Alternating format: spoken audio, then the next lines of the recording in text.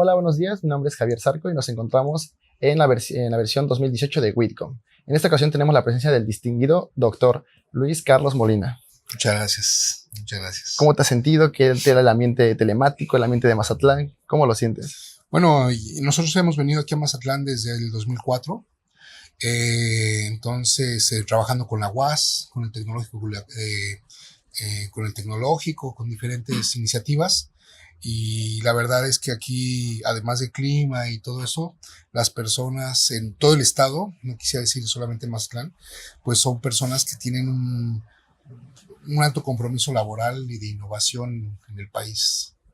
Entonces, la verdad es que siento como en casa, ¿no? No, perfecto, es perfectísimo. Esa es la idea, ¿no? Que nos sentamos a gusto y podamos desarrollar un congreso que tiene un impacto nacional e internacional. Así es. En este sentido, para ti, ¿qué significa la telemática? ¿Tú qué expresarías como telemática? Bueno, yo mi formación fue ingeniería electrónica, entonces en aquellos ayeres pues era todo lo relacionado a combinar las ciencias de cómputo con las ciencias de comunicación, ¿no? Pero hoy ya ha avanzado este tema porque ya también existe la medición, la transmisión y la analítica. Sí. Entonces ya ahora ya hablamos de esquemas de Internet de las cosas, hablamos de Big Data, hablamos de analítica avanzada, hablamos de sensores, que antes no se tenía la telemática, por ejemplo, el tema de sensores como tal. Se hablaba de un punto de vista muy técnico, ¿no? Vamos a hacer el proceso de esta máquina que haga esto y esto, ¿no? Y hoy lo que queremos es responder preguntas de negocio. Okay. O sea, entonces sí ha habido una evolución. Hoy partimos de las preguntas de negocio y entonces ya la telemática más evolucionada nos ha traído que ya con toda la experiencia que se tiene anteriormente, pues ya diseñas un circuito. Te voy a decir, por ejemplo, un caso.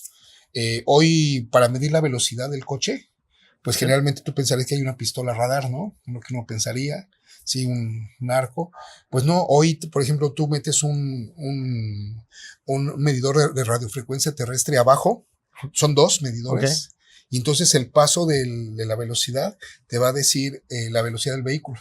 Sí, sí, sí. Y entonces además te va a decir si es vehículo, camión, tráiler o moto. Sí, dependiendo de cómo, de esos cuatro. Entonces ya tienes la misma problemática, pero hay ya 3 o 4 formas de resolverlo y ya tú escoges si quieres precio, si quieres, dependiendo de lo que tú más quieres detectar los coches. Por ejemplo, una pistola radar pues nada más te mide la Sí, velocidad. no, la velocidad es... Y ya con esto ya te puede decir inclusive si es un tráiler, si es un camión. Entonces ya te va dando más información y eso se conecta una vez que, o sea, ese es un nuevo sensor y ese se conecta a su vez a una red, ¿no? Pero ¿qué pasaría si estás en una red lejana? O sea, si estás, perdón, en un lugar lejano. Entonces hoy existe una tecnología que se llama LoRaWAN, no sé si se conozca, pero son redes de baja impedancia que irradian a 20 kilómetros Okay. y es como si tuvieras tu red y entonces estos dispositivos los conectas a la LoRa y de la LoRa después los conectas a internet y entonces tú vas a tener dispositivos de baja impedancia siempre conectados, ¿sí? Y eso sí, una cosa interesante es que LoRa, una vez que compras la antena y la transmisión, nunca tú pagas mensualidad de datos ni nada. Sí, Todo porque el consumo es interno. es radiofrecuencia, ¿no? Entonces, Exactamente. Y entonces ya de ahí estos datos se meten a estas plataformas analíticas y empiezas a centrar cuántos coches por día, por hora, todo este tipo de cosas y empiezas a tomar decisiones sobre eso. sí, decisiones basadas en datos, ¿no? Como para una ciudad inteligente, ¿no? Lo que, pues todo va para allá, ¿no? Así es, exactamente. Ahora, bueno, esta palabra de ciudades inteligentes es muy vasto. Por ejemplo, cuando vas a los congresos de ciudades inteligentes, pues hay quien te regule el agua, el drenaje, los semáforos, o sea, hablar de ciudad pero yo creo que cada ciudad te va a tener su propia problemática, ¿no? Hoy está el término safe city, ¿no? Ciudades seguras.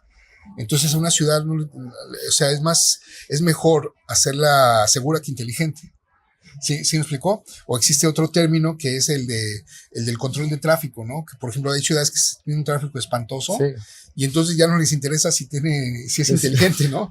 Sino que tengan necesidades. Y entonces a lo mejor hablar de ciudad inteligente es como al decir, esto es matemáticas, ¿no? Sí, pero ¿qué parte de la matemática vas a usar? Entonces, y ahí es donde viene el reto de las visiones de las personas que dirigen estas ciudades, hacer soluciones especializadas semáforos a lo mejor que le llaman inteligentes, contabilización, hacer diagnósticos de, por ejemplo, hay un sensor que te mide la calidad del cemento y te cuenta cuántos hoyos hay. Entonces tú sales de tu casa al punto y te puede decir cuántos hoyos tiene, cuántos hoyos te encontraste en ese periodo, ¿no? Entonces ahí tú puedes medir la calidad del asfalto de la ciudad. Okay. Sí, y entonces, entonces eso es la habilidad que debe de tener cada gobernante, de saber de todo el panorama y todo el mundo de ciudad inteligente, qué es lo que él va a necesitar. Hay ciudades que tienen problemas de agua, ¿no? Entonces, si tienes problemas de agua, toda esta inteligencia pues tiene que ir mucho al tema del agua. Hay problemas que no recogen la basura, hay ciudades que no tienen problemas de recolección de basura, pues tienes que ir y plantear soluciones a eso. Entonces, aquí un poco lo que ha evolucionado es que ya no, tú generalmente antes se implantaba una tecnología y todos nos tenemos que adecuar a esto, ¿no? Hoy las nuevas tendencias es no, vamos a detectar la problemática y en base a la problemática vamos a empezar a hacer soluciones para ir respondiendo poco a poco. Ya de tal manera que cuando solucionas el problema de la basura, pues ya cuando lo solucionas te va a salir el siguiente problema que es el drenaje, ¿no? Y ya después, y entonces siempre va a ir evolucionando estos temas, ¿no? Entonces va a ser un poco polémico, a lo mejor por así decirlo, pero más bien se va adaptando a la necesidad de cada lugar. Y eso es la idea de la analítica, ¿no? Que nos pueda dar datos precisos que nos permitan tomar decisiones adecuadas para cada momento. Y ir evolucionando. Por ejemplo, a lo mejor en Cuernavaca su problema es de recolección de basura. En Querétaro su problema es de tráfico. En las mañanas así ya creció la ciudad y tiene problemas de tráfico. Entonces, cuando hablamos de estas soluciones inteligentes, no es tanto que estemos vendiendo tecnología, sino más bien que resolvamos los 3 o 4 problemas de la ciudad de la manera más inmediata, ¿no? Si yo le digo a un político, yo te voy a resolver tu problema de tráfico en 4 años, pues no, o sea, hoy ya no existe eso, hoy tiene que ser en 3, 4 o 5 meses ir resolviendo los problemas, ¿no? Y entonces también ese es otro reto tecnológico, que antes la telemática que yo estudié, pues había planteamientos de un año, instalaciones de un año. Hoy no, hoy tienes que ser muy asertivo y ya en 3, 4 meses ya debes de tener ya la solución, la respuesta social a eso, ¿no? Ahorita que mencionas tu formación, tú empezaste en comunicaciones electrónica en la ESIME y ahora estás en el área de Big Data. ¿Cómo fue ese proceso de transformación? ¿Cómo pasaste de comunicaciones electrónica en ese tiempo a Big Data el día de hoy a una tecnología de punta que se desarrolla en México? Pues mi formación siempre fue, yo estudié en ESIME, ingeniería electrónica, y la especialidad la hice en ingeniería electrónica, ¿no? Okay. Pero siempre me gustaron la circuitería, los procesadores y toda esa parte. Tuve la oportunidad en ESIME que me distinguieran como estudiante, que me dieran un reconocimiento de estudiante distinguido, donde me obtuve el mejor promedio de la carrera. Entonces ese tipo de, me gustaba mucho siempre el tema de la electrónica, ¿no? Eso es lo que quiero decir, no tanto que el diploma. Y en ese sentido lo que fue evolucionando después, trabajé en un área hacía la nómina en el Instituto Mexicano del Petróleo. Después, compré una nueva máquina en el instituto y sucede que me pusieron de responsable de migrar todos los sistemas del instituto a esa nueva máquina, una IBM. Pasamos de una Univac a una IBM. Y entonces cuando migramos, y fue un éxito también interesante, gané el premio también del empleado del año ahí ese año. Y entonces ahí me pusieron de soporte técnico. Entonces ya, eres el experto, entonces no tenían a quién más estuviera en esa posición especialista. Entonces era el que resolvía todos los problemas de los demás, porque había la gente de sismología que llegaba con sus programas en COBOL, en Pascal, en Fortran, en aquella época, y entonces yo los tenía, y desarrollamos un producto que convertía de una máquina a otra, y entonces metíamos todos sus códigos y los echamos a andar, y ya que compilaba todo bien, pues se quedaban ahí, ¿no? Inclusive nos tocó casos así que llegó todavía un cliente, un usuario con tarjetas perforadas. Estaba hablando de en el 91, 92, y todavía tenía en sus procesos, se tenía que tener una maquinita de compilación de tarjetas perforadas. Entonces todavía tuvimos que hacer ese tipo de cosas. Hoy no te lo contaron. Época, ¿no? Sí, entonces de ahí, afortunadamente después, pues siempre me invitan el Unitec a dar clases de inteligencia artificial, del 93 al 96, y en el 95 voy a una charla del doctor Guzmán Arenas, que probablemente lo conozcan, que es ahí, siempre todo el aprecio y todo el cariño al doctor, donde fue al Instituto del Petróleo a hablar de las nuevas tecnologías. y dentro de eso habló de data mining. Estoy hablando exactamente de 1995. Digamos, Yo estaba sentado en el auditorio, así por eso me gusta dar luego charlas, porque estaba sentado y ahí decidí, dije, esto va a ser lo que voy a dedicar toda mi vida, ¿no?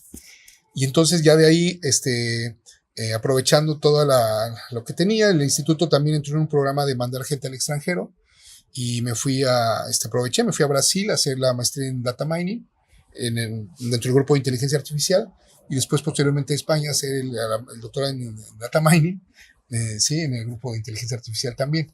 Entonces de ahí ya nace la formación y pues obviamente estas tecnologías van cambiando, que ahora pues llega Big Data y con el data mining pues ya la analítica.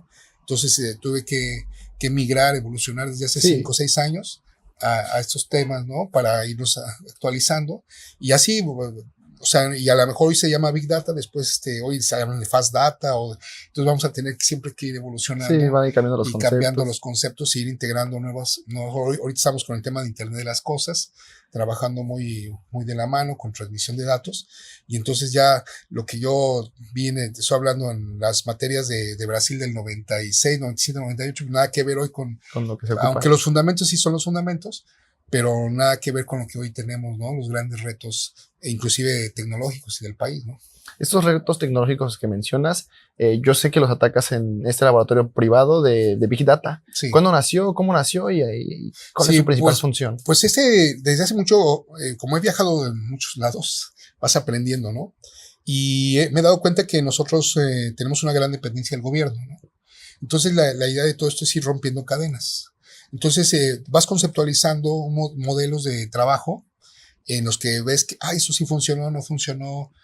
Y entonces yo tuve la oportunidad cuando trabajé en Brasil, cuando estudié en Brasil la maestría, a los alumnos de posgrado les ayudaban a los maestros de la carrera, ¿sí? De ingeniería, a dar clases. Entonces a mí me escogieron para apoyar a un maestro que daba la clase de emprendedores en informática. Okay. Te estoy hablando en 96, entonces yo cuando dijeron que era un emprendedor, pues no sabía, ¿no? ¿Por qué comento todo esto? Porque al final en este mundo tenemos que ser la palabra quizás más, pues tenemos que animarnos a hacer las cosas, ¿no? Tenemos que ser disruptivos, tenemos que cambiar, tenemos que evolucionar. Si tienes como raza, como mexicanos, tenemos unas habilidades, pues tenemos que explotarlas, ¿no? Sí, claro. Entonces, yo les decía en la charla que México no es un desarrollador tecnológico, pero sí te puedo decir que a nivel mundial es un gran integrador tecnológico. Yo, por ejemplo, voy a las plantas químicas de países, toda mi tecnología es ABB o Siemens o cualquier cosa, ¿no? Toda mi tecnología es de esta marca, ¿no? En cambio, tú cuando llegas a estas plantas mexicanas, no, tienen esto, de lado termina el filtrado de agua se hace acá. Entonces, esa expertise que a lo largo de muchos años somos unos grandes integradores tecnológicos. Okay. Entonces, el laboratorio sale con ese fin de ser un integrador tecnológico. Desarrollar lo que se tenga que desarrollar, pero también no inventar el agua caliente. Sí, porque el agua caliente ya existe. Si nosotros queremos desarrollar una lectora de placas de coches, ¿sí? Pues podemos desarrollarlo, pero ya el número 1, o sea, ya tiene años, ya lee 200 kilómetros por hora, le puedes poner una película de plástico y te la lee, incorpora 3 cámaras, no solamente, o sea, ópticas, infrarrojos, o sea, incorpora 3 cámaras en una sola lectura, o sea, entonces, ¿para qué? Sí.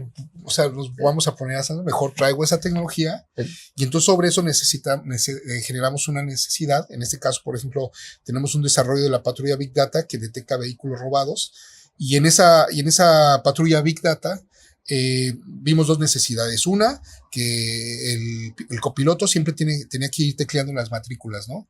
Y se comunicaba y regresaba. Y la otra es que si una vez detectaron un coche robado, pues muchas veces había una extorsión. Inclusive en términos de extorsión, la extorsión de vehículos robados es de las más altas de las policíacas. O sea, de todo lo que te puede extorsionar un policía, okay, la extorsión de por robo de vehículos es la más alta. ¿Sí?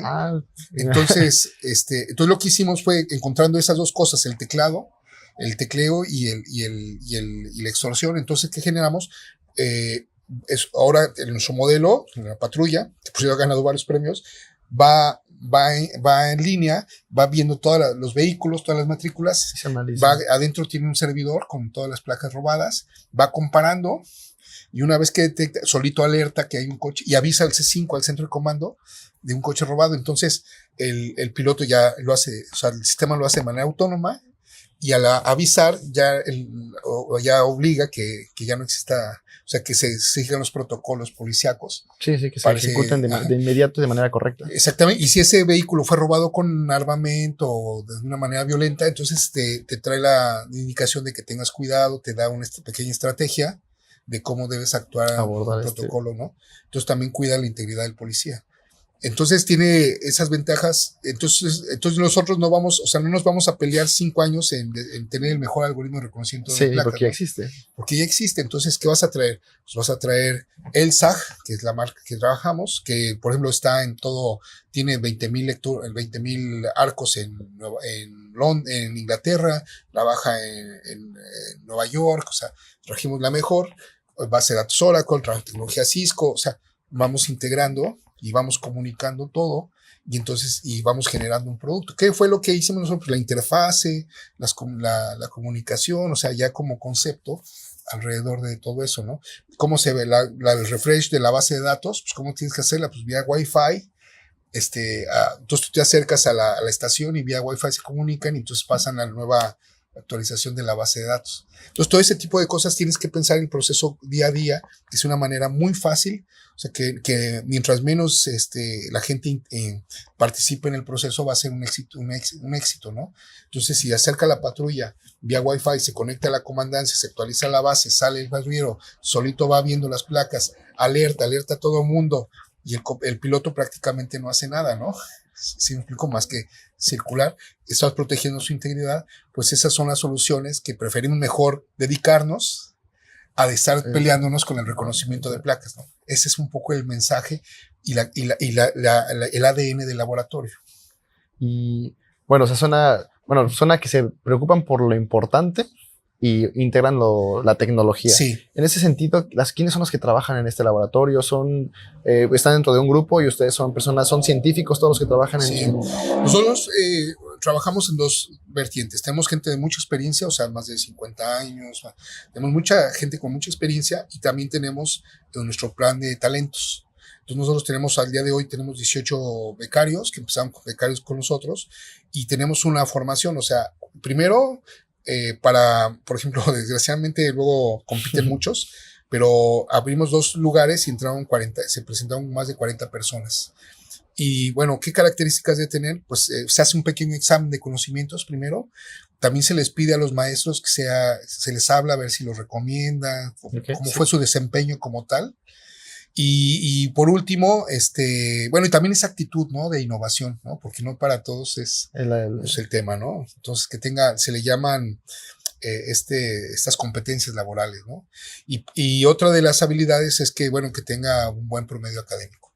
Una vez que se integra, se le pone seguro social, se le da una beca, y dura 8 meses. A este muchacho, esta persona, es su primer trabajo, ¿eh? Inclusive tan así que es la primera vez que llega a la Ciudad de México, porque los traemos de Morelos, de Sinaloa aquí también bastantes, de diferentes lugares donde se presenta. Llegan ahí, se le asigna un tutor que les va a decir dónde rentar casa, qué hacer, y en ese momento esta persona se le da 8 meses para titularse con proyectos de nosotros. Entonces termina la escuela y se titula con nosotros, ¿no? Eso es muy importante. ¿Por qué? Porque nosotros podemos participar en licitaciones, en contratos, entonces siempre piden que toda la gente sea titulada. Sí, entonces nosotros, o sea, ayudamos a eso.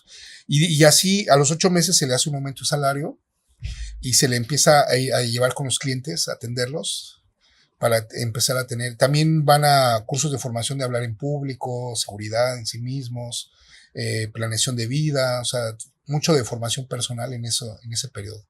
¿Por qué? Porque muchas veces, mi visión es que ese consultor, o este muchacho, o este investigador, puede estar en Costa Rica solo.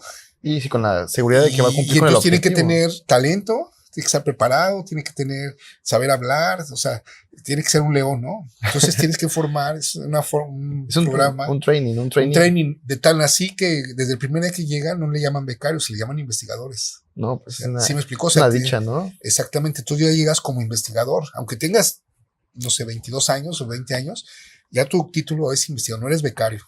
Entonces, desde ahí empieza la formación. Claro, empieza la formación. Digo, a ti se te paga por tu talento. No se te paga, o sea, porque estés aquí hasta las 12 de la noche, que muchas veces están, pero pues que están haciendo. Y tenemos muchas experiencias muy curiosas, así de que, por ejemplo, muchas veces una chica necesitaba procesar una información. Llega un muchacho justamente de aquí bueno, perdón, de Culiacán. Llegaba así por atrás. ¿Qué estás haciendo esto? Y ya se regresa y se mira, y entonces la muchacha lo que estaba, era una limpieza de datos, pero muy, o sea, diferente a lo tradicional, y este muchacho desarrolló un algoritmo en, no sé, en una hora, y ya le dijo, mira, y lo que íbamos a hacerlo en 2 días, lo hizo casi en 30 segundos, ¿no? Ya una vez que el algoritmo desarrolló. Entonces, ese tipo de gente son las que tenemos, que tienen una iniciativa, que tiene una formación, que tiene unas bases, y al final, ¿qué queremos? Que entonces ya después, ya que tiene contacto con 2, 3 clientes, ya se le contrata, se le aumenta el salario. Entonces le hago su plan de vida 3 años en la empresa. Okay. ¿Sí me explicó? O sea, 3 años vas a hacer hasta ahí, ¿no? Y en 3 años ya entonces en términos reales, si por ejemplo empezaba a ganar 6,000 pesos, en 3 años puede llegar a ganar 30,000 más bonos y todo, pero 30,000 fijos, ¿no? Y entonces, pero ya es un chico de 25 años, ya con toda la formación de investigación, ¿sí? De innovación, de competencias. Entonces, y ya que tenga 3 años, pues de ahí ya se le vuelve a hacer su plan de trabajo, pero lo más importante es que o sea, 2 cosas nos preocupan en ellos. Tener una buena formación, que tenga su plan de vida, o sea, que vean en el futuro cómo va a estar, o sea, todas las reglas. Que se mantengan con el grupo, ¿no? Que se mantenga. Y el otro es lo que nosotros le llamamos agentes generadores de motivacionales, ¿no? O sea, yo no creo mucho en la motivación, porque la motivación llegas a una charla y sí, vamos, y a las 2 horas se te olvida, ¿no? Pero sí creo mucho en los agentes motivacionales. Entonces tú necesitas saber, por ejemplo, si vas a dar una charla, necesitas motivar, pues por ejemplo, a mí me gustan mucho ciertas músicas y tú ya las pones, y tú ya llegas, sí, o sea, necesitas saber dentro de lo que es el tema de agentes motivadores, qué es lo que te motiva esto, o sea, necesitas para tú siempre estar activado. Sí. Entonces, ¿qué necesitamos? Entonces somos una máquina de formación de gentes osadas, en pocas palabras, ¿no? Sí, entonces yo a los 25 años, ¿yo qué espero de esta persona? Que sea un osado, ¿no? Que hable, se meta, si tiene una idea, que sea disruptivo, que tenga toda la argumentación tecnológica, científica, sí, que sepa hablar. Entonces entonces hay cursos de Toastmaster, no sé si los conozcan, pero bueno, se van ahí a esos cursos de Toastmaster, entonces se empiezan a tener eso. Entonces ya a los 25 años yo tengo gente, como hoy lo tengo, que está en otros países, y que con toda la confianza en que se mueven y que además ellos, como desarrollan la tecnología, pues también tienen esa confianza en sí mismos, ¿no? Te mando unos guerreros águilas bien preparados para el mundo. Esa es una buena explicación, ¿no? No lo había pensado así, pero sí, es una formación que podría ser una formación. Training guerrero águila, ¿no? La insignia guerrero águila. Sí, de hecho nosotros, los muchachos, usan una bata con la bandera de México, la bandera de la empresa de INT. Y entonces, y a todos los cursos, conferencias y todo van con la bata, ¿no? Entonces ya es una insignia, así como tú dices, dice, ya llegaron los de INT, ¿no? Sí. Entonces ya desde ahí les generamos identidad a la ropa, o sea, todo esto. Sí, claro. Que cuando te portas la bata es porque representas no solamente a una empresa, ¿no? Sino representas a un concepto, ¿sí? Científico, mexicano, ¿sí? Y que queremos trascender a lo largo de generaciones y a lo largo de los países. Entonces hoy tenemos clientes en España, tenemos clientes en Costa Rica, tenemos clientes en Honduras, próximamente en Panamá, en República Dominicana. Y entonces, pero lo que vendemos es tecnología, no hacemos, o sea, si me dices, hazme un programita de este sistema, no, eso no lo hacemos. O sea, queremos cosas que realmente sean diferentes a lo que ya trasciendan y tengan un impacto positivo en el ambiente en el que se desarrollan. Y cuando me preguntan, oye, Luis Carlos, ¿para qué es la innovación? ¿Por qué tú tienes ese sistema de innovación? Porque la innovación quitas a la competencia. Hoy, por ejemplo, si tú quieres hacer un sistema de control de inventarios, fácil en el mercado habrá unos 150 sistemas. ¿Sí me explicó? Sí. Entonces, pero cuando tú le metes un agente innovador, ya no vas a tener competencia. ¿Sí? Entonces, por eso es la importancia de la innovación, para quitarte la competencia.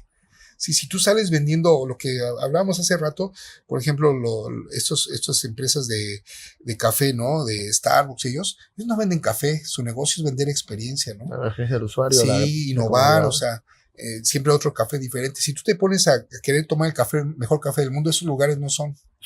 Sí, porque ellos te venden concepto, no te venden producto. Entonces, igual nosotros tenemos que salir al mundo vendiendo conceptos tecnológicos, no productos tecnológicos. Y un concepto viene con innovación, o sea, viene viene un producto, pero abrazado de muchos componentes adicionales a lo que es el producto.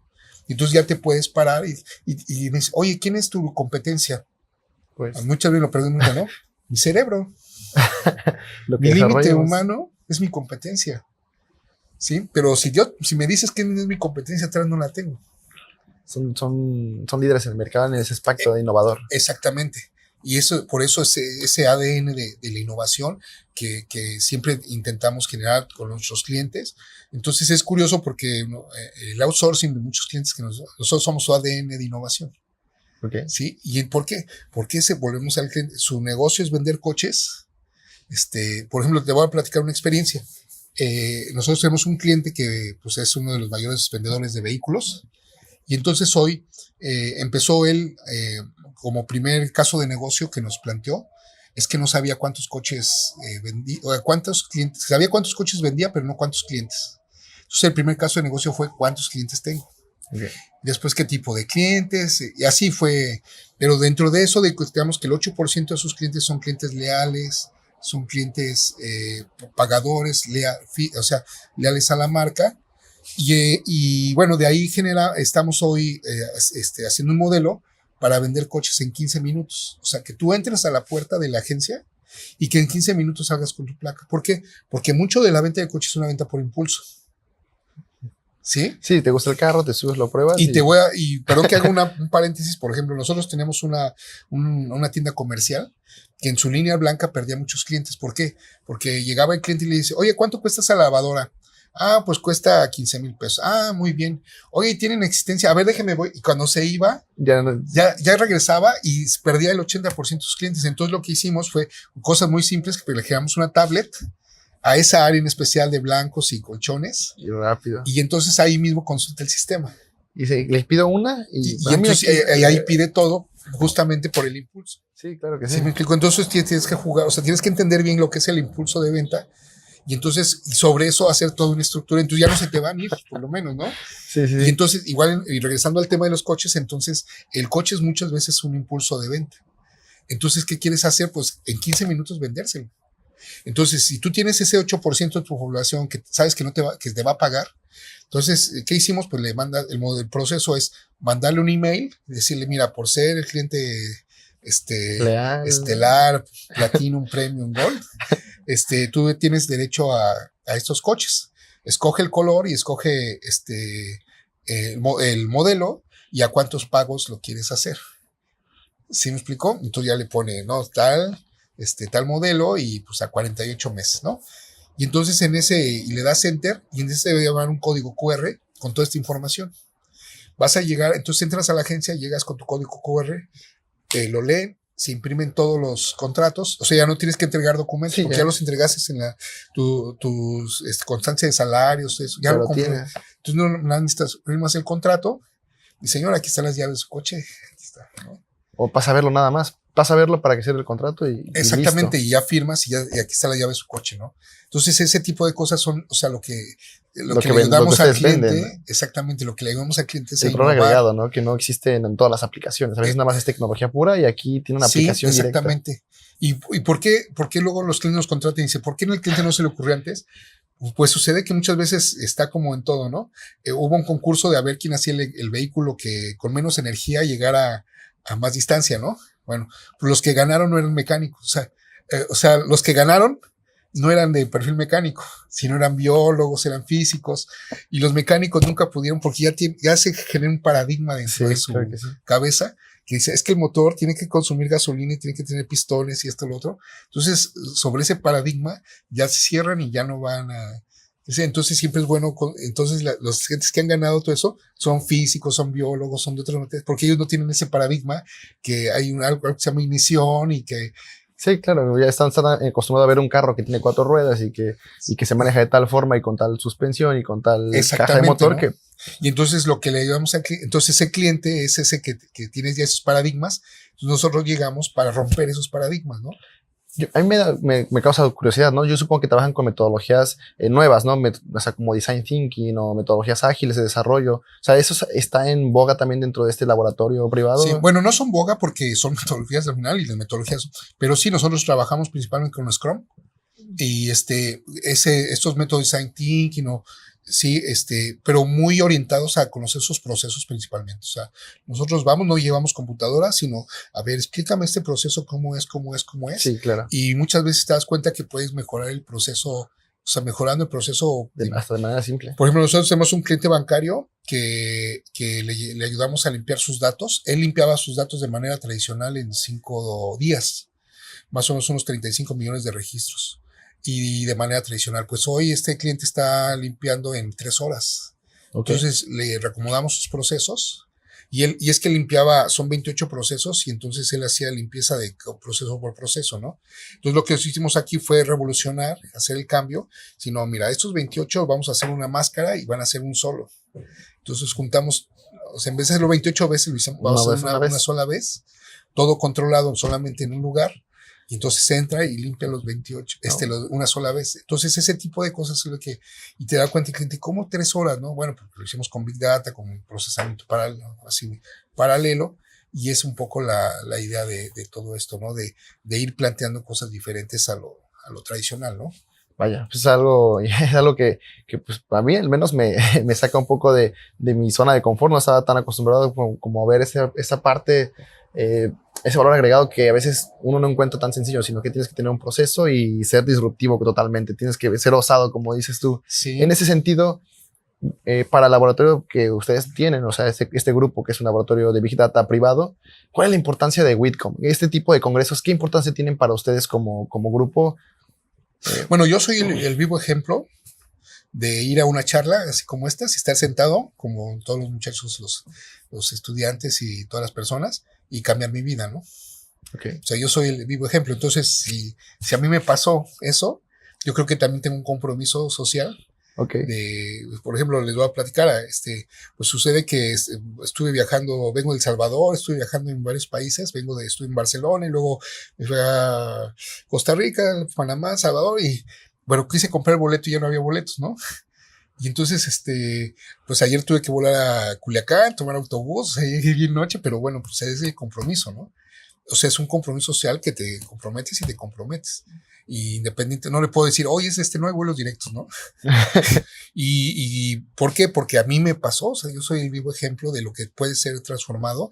Y te puedo decir, yo tengo pues varios compañeros o que en un momento fueron personas que ya tienen su doctorado en Alemania, en Inglaterra, en Austria. Tengo varios pues conocidos que a través de una charla mía cambiaron su vida, ¿no? Le dieron un giro diferente a lo que yo, más bien se encaminaron a lo que yo hago.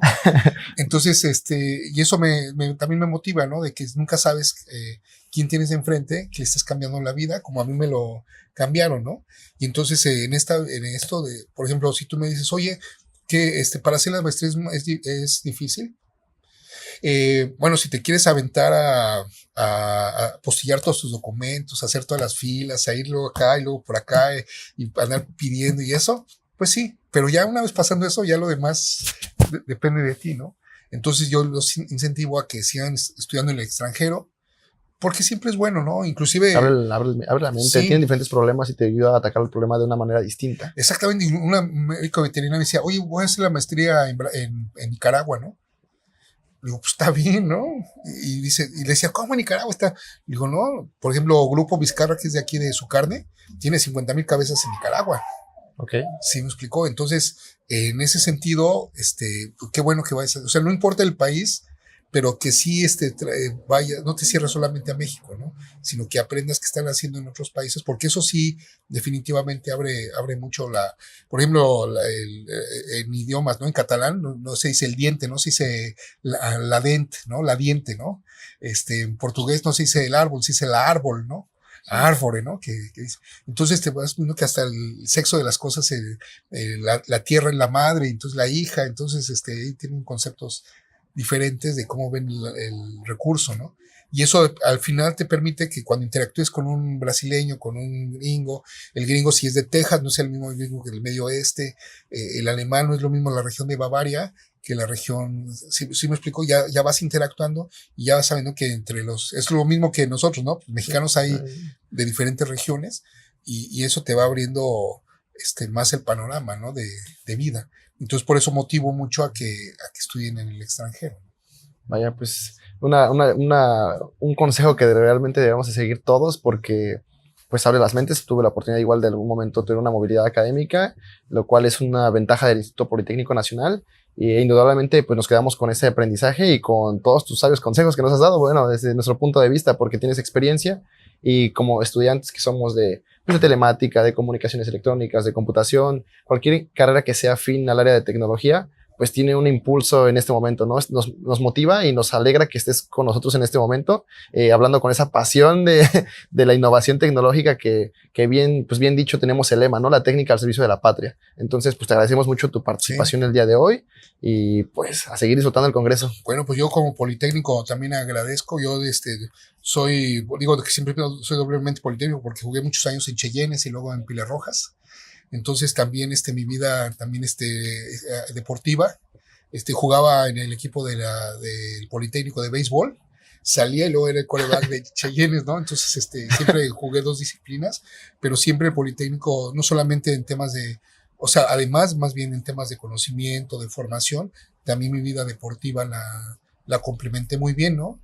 Y eso me ayudó hoy que, por ejemplo, pues muchas veces hay veces te sientes derrotado como todo, o te sientes que las cosas no te salen, o como a todo mundo le pasa, pero siempre cuando tienes el ADN de que representas al Politécnico, que corre en tu sangre muchas tradiciones, mucha ingeniería, que te prepararon muy bien, que en términos de fútbol americano, que a pesar de que faltaban 5 minutos, 4 minutos ibas perdiendo, luchar y que ganabas, o sea, Sí, le dabas. satisfacción. Entonces, ese tipo de cosas te dan la experiencia de que nunca te dejen. Entonces, eso son los agentes motivadores.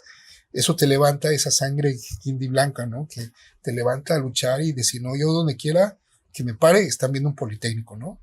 Y como Politécnico te siento una responsabilidad y de prepararme más, pero bueno, al final lo que busco es dar quizá esa motivación para Claro que sí. que el Politécnico y la gente del Politécnico y los estudiantes que vienen aquí se sigan preparando, que sientan que son de clase mundial, porque estamos en una de las mejores instituciones, no solamente de México, del mundo. Sí, la verdad es que es un orgullo y pues hay que aprovechar lo que tenemos en este momento y sacar siempre la técnica al servicio de la patria. Yo creo que me quedo con ese lema y te agradezco mucho tu participación. Estamos a la orden. Muchas gracias por la entrevista. Gracias.